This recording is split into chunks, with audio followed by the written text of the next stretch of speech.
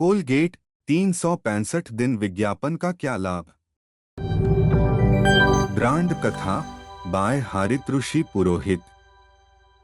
विज्ञापन का एक मूलभूत लाभ है जिसे विज्ञापन विशेषज्ञ नजरअंदाज कर देते हैं।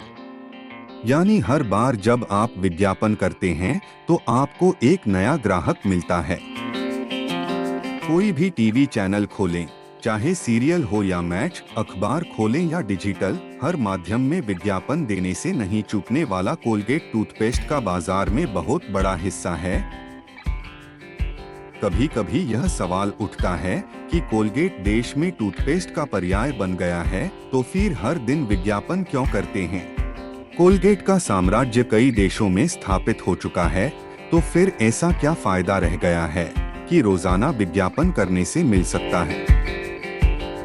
कोलगेट की शुरुआत वैसे तो 1806 में विलियम कोलगेट ने स्टार्च, शॉप और मोमबत्ती बनाने से काम शुरू किया था। इसके बाद 1873 में एरोमेटिक टूथपेस्ट बनाया गया, लेकिन इसे झार में दिया जाता था।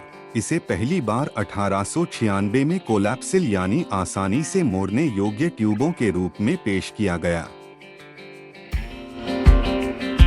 भारत में 1930 में शुरुआत हुई। वैसे तो कोलगेट पामोलिव कंपनी का नाम है, लेकिन भारत में इसे कोलगेट के नाम से अधिक जाना जाता है।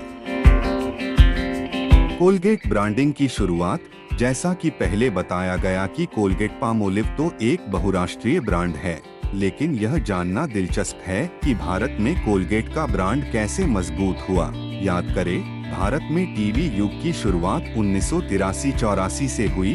उससे पहले टीवी महानगरों तक ही सीमित था, लेकिन देश को 21वीं सदी में ले जाने के प्रयास के रूप में दूरदर्शन नेटवर्क का विस्तार होने लगा।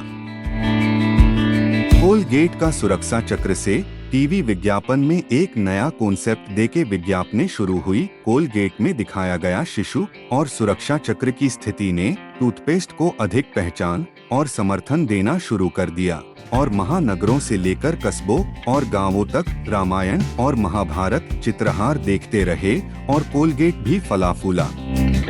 कोलगेट ब्रांड की प्रतिस्पर्धा किसके साथ थी और है? भारत में डाबर का लाल दंतमंजन 1884 से बाजार में था, लेकिन मार्केटिंग के लिहाज से कहे तो आपका प्रतिद्वंदी दिखाई नहीं देता। अज्ञात होता है, भारत में नीम की दातुन से दांत मजबूत करने की प्रथा सदियों पुरानी है। दांतों को कोयले से रगड़ने या नमक से दांत चमकाने की पारंपरिक मान्यता प्रचलित थी, और महंगा भी नहीं होता, तो टूथपेस्ट और ब्रश पर खर्च कौन करता।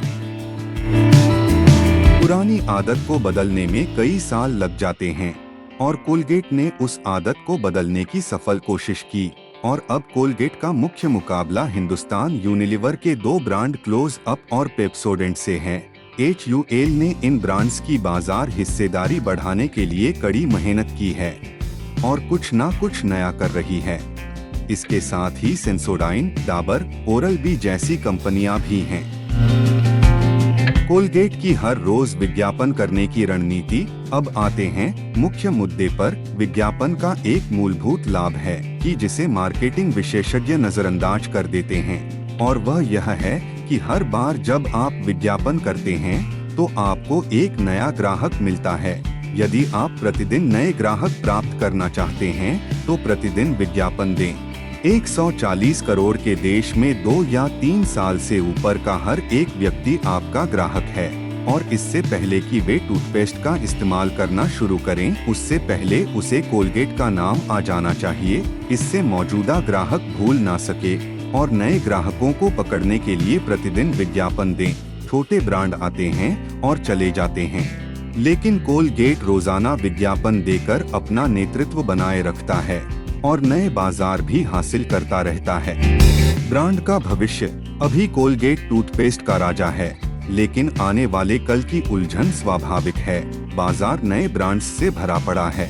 स्वास्थ्य सेवा के प्रति लोगों की आदतें बदल रही हैं। टूथपेस्ट अब सिर्फ दांतों को स्वस्थ और चमकदार बनाए रखने तक ही सीमित नहीं है, बल्कि दांतों की चमक से सामने वालों का ध्यान खींचकर युवा वर्ग पर पकड़ बनाने के लिए भी कड़ी मेहनत कर रहा है। शहरी वर्ग का झुकाव वैकल्पिक जीवन शैली यानी प्राकृतिक सामग्रियों से बने उत्पादों की ओर हो रहा है। कोलगेट अभी तो मजबूत ही है और भविष्य में भी दरवाजा तोड़कर आपकी टूथपेस्ट में नमक है पूछकर नाम याद रखवाने की अपनी आक्रामक रणनीति जारी रखेगी और तब तक इसकी वृद्धि अविरत जारी रहेगी।